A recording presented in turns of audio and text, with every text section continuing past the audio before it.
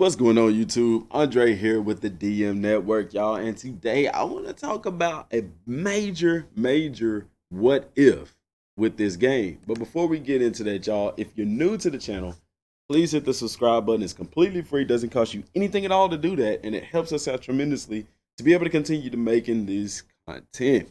Also, if you've been watching the videos and hadn't subscribed, go ahead and do so. But either way, y'all, turn on notifications because I upload 7 days a week, every day. So there's always some Dragon Ball content coming from the channel.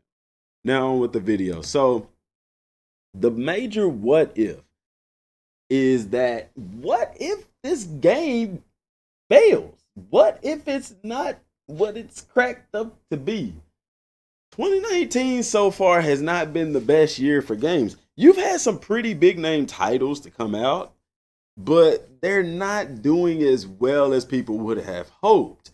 You look at Anthem. Anthem came out, it's #1 selling game in the UK. It sold well, but Anthem is even crashing, bricking literally PlayStation 4s and some Xboxes.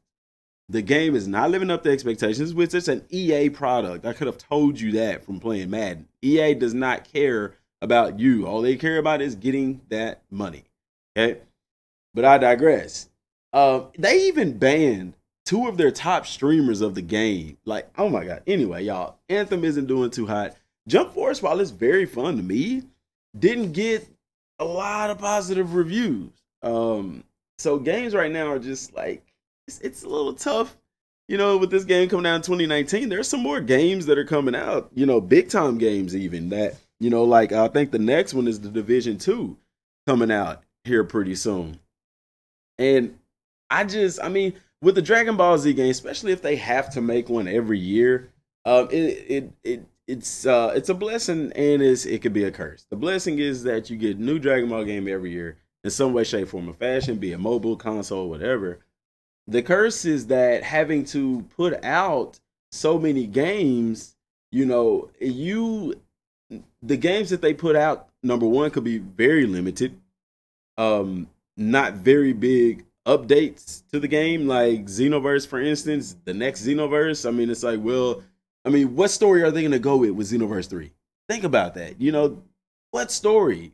How does Xenoverse 3? I mean, they continue on with food, but it's going to be the same kind of thing. People getting taken over. I bet you Xenoverse 3 goes more into the realm of Super Dragon Ball Heroes with the different Gokus and Vegetas and stuff like that. I bet you that's the route they go, especially with food.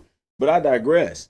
So with the, you know, it's a thin line. It's tough, and it's really up to the publisher, you know, and what they require from the developers. Is Bandai just wanting to put games out, or are they wanting to put great games out? You see what I'm saying?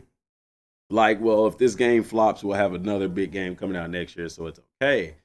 So I really hope they take their time with this game. I did watch the opening cutscene from One Piece World Seeker, which comes out on the 15th of this month, y'all. The 15th. It's in 10 days, less than 2 weeks. And I would imagine after that, they're really going to start talking about Dragon Ball Project Z along with Super Dragon Ball Heroes on the Switch. But looking at the opening cutscene, it's just like, man, if Dragon Ball looks like this, or better even, it's gonna be awesome to watch the cutscenes. If you go and watch the cutscene, you may not even be a One Piece fan, but just go and watch it. One Piece World Seeker opening cutscene, and you'll be like, wow, you know, I want you to watch it with Dragon Ball in mind and think how, you know, you can just see it looks great, y'all. It looks really good. And I don't think CyberConnect 2's the development team on that. In my opinion, CyberConnect 2 is one of the best anime developers because they really like to keep it like the anime and stuff. So, but what happens if this game doesn't do well? A game that looks on the surface to have a lot of potential, still there's so many unanswered questions. So some people would say that this conversation is even premature, but I would say, oh well, we're having it anyway. If you don't want to listen, click away. Nobody's making you watch. But looking at the stuff that we've seen, how the game looks, there's just so much promise to this game. The sky's the limit. And it's like, I don't want them to fail. I want this game to be addictive. like Dokkan Battle addictive. Like I've been playing Dokkan Battle nonstop. I haven't even been playing my PlayStation at all, y'all. In my free time, I've been playing Dokkan Battle. You know, Destiny 2's got a new DLC dropping today, Joker's Wild, and I'll probably get on that later. But it's like I want to play Dokkan Battle. I want to level up my characters. I want to get a stronger team, things like that. That's the kind of addiction that I want from this game. I want to be like, go back to the days where I'm like, I gotta go to bed, but oh man, I just need to do this one last mission. Or I mean, I used to stay up till 2, 3 o'clock in the morning playing a video game, y'all. Just like, oh my gosh, had to go to work and everything. Like, I want that kind of game. I'm not gonna be irresponsible like that anymore because sleep is very important, y'all. Get your sleep.